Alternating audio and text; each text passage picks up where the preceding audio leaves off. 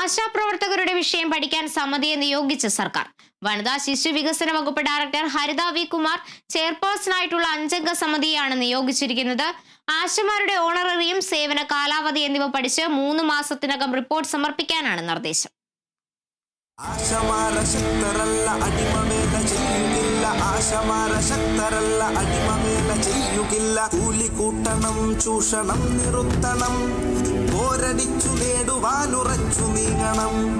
സെക്രട്ടേറിയറ്റിന് മുന്നിൽ ആശാപ്രവർത്തകരുടെ രാപ്പകൽ സമരം തുടങ്ങി 3 മാസം പിന്നിടുന്നു.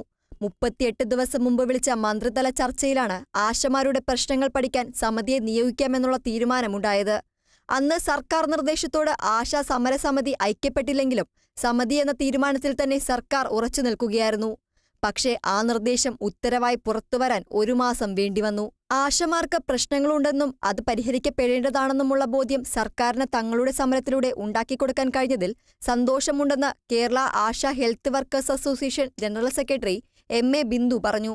എന്നാൽ ചെയ്യുന്ന ജോലിക്ക് അർഹിക്കുന്ന കൂലി വർദ്ധിപ്പിക്കാൻ പഠനത്തിന്റെ ആവശ്യമില്ലെന്നും ബിന്ദു വ്യക്തമാക്കി. ഒരു കമ്മിറ്റിയെ നിയോഗിച്ചിരിക്കുന്നത് അത് ഞങ്ങളുടെ സമരത്തിൻ്റെ ഒരു വിജയമായിട്ട് തന്നെയാണ് ഞങ്ങൾ കണക്കാക്കുന്നത്. പക്ഷേ മറ്റൊരു കാര്യമുണ്ട്, കിട്ടിക്കൊണ്ടിരിക്കുന്ന വേതനം വർദ്ധിപ്പിച്ച് ലഭിക്കുന്നതിന് വേണ്ടിയിട്ട് ഒരു കമ്മിറ്റിയുടെ ആവശ്യമില്ല. ജോലി ചെയ്യുന്നതിന് ജീവിച്ചു പോകാൻ കൂലി ചോദിക്കുന്നതിനകത്ത് എന്ത് പഠനമാണ് നടത്തേണ്ടത്. വനിതാ ശിശുവികസന വകുപ്പ് ഡയറക്ടർ ഹരിത വി കുമാർ ചെയർപേഴ്സണും ആരോഗ്യവകുപ്പ് അഡീഷണൽ സെക്രട്ടറി ആർ സുഭാഷ് കൺവീനറുമായ 5-അംഗ സമിതിയാണ് ആശമാരുടെ പ്രശ്നങ്ങൾ പഠിക്കുക. ധനവകുപ്പിൽ നിന്നും തൊഴിൽ വകുപ്പിൽ നിന്നും നാമനിർദ്ദേശം ചെയ്യുന്ന അഡീഷണൽ സെക്രട്ടറി റാങ്കിൽ കുറയാത്ത ഓരോ ഉദ്യോഗസ്ഥർ വീതവും national health mission social development head KM സീനയും പഠനസമിതിയിലെ അംഗങ്ങളാണ്. അതേസമയം അടിസ്ഥാന ആവശ്യങ്ങളിൽ തീരുമാനമാകാതെ സമരം അവസാനിപ്പിക്കില്ലെന്ന തീരുമാനത്തിൽ നിന്ന് മാറാതെ ആശാപ്രവർത്തകർ മെയ് 5-ന് ആരംഭിച്ച രാപ്പകൽ സമരയാത്ര കോഴിക്കോട് പിന്നിട്ടു. സമരയാത്ര തലസ്ഥാനം എത്തുമ്പോഴേക്കും വലിയ പ്രക്ഷോഭമാക്കി മാറ്റാനാണ് ആശാ സമരസമിതിയുടെ തീരുമാനം.